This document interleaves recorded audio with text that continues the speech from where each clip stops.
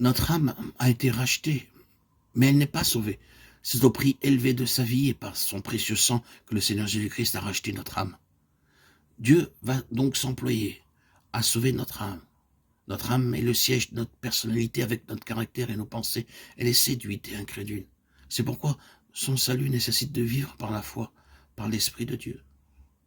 Vous ne pourrez jamais connaître Dieu en dehors d'une vie de foi.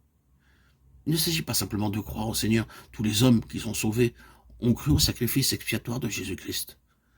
La foi mentale n'est pas vivante. Or, pour avoir une foi vivante et solide, il nous faut apprendre à marcher avec la vie de Dieu, par l'Esprit de Dieu, après avoir choisi de vivre pour Dieu, par une consécration et un don total de nous-mêmes, lui permettant ainsi d'accomplir son salut.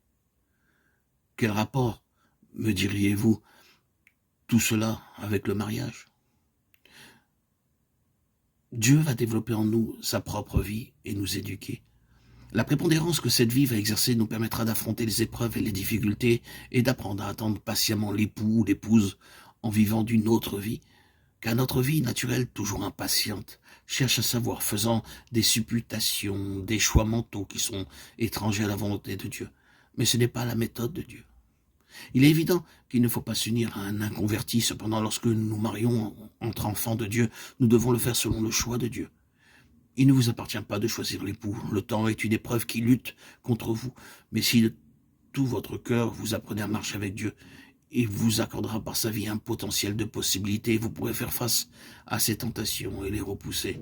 Autrement, vous en serez incapable, car aucun être humain ne peut résister continuellement aux tentations sans tôt ou tard succomber. Aussi, avez-vous besoin d'une autre vie, celle qui a triomphé et vaincu le péché. Dieu sait qui sera celui ou celle qu'il a préparé pour vous. Saisissez cela, priez, demandez-lui. Seigneur, je veux être patient. Remerciez-le en même temps et soyez assurés, si vous lui êtes fidèle, qu'il amènera toute chose à l'échéance prévue. Faire notre choix est une erreur qui peut être lourde de conséquences.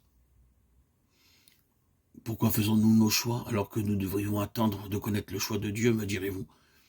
Parce que nous vivons de notre propre vie qui ne résiste pas à la tentation. Et tôt ou tard, apparaissent toutes les conséquences fâcheuses qui en découlent. Toute erreur commise nous suivra notre vie durant. Lorsque nous considérons ce verset du psaume 84, ils trouvent dans leur cœur des chemins tout tracés. Cela signifie que le Seigneur vous introduira pas à pas dans son plan et saura vous préparer. Nous devons affronter les épreuves de la vie, les tentations, non pas avec les moyens de notre vie propre, mais nous devons donner au Seigneur la possibilité de nous posséder de telle manière que sa vie devienne progressivement la nôtre. Nous sommes appelés à nous détourner de notre vie trompeuse, à laquelle nous ne devons pas céder malgré les tentations.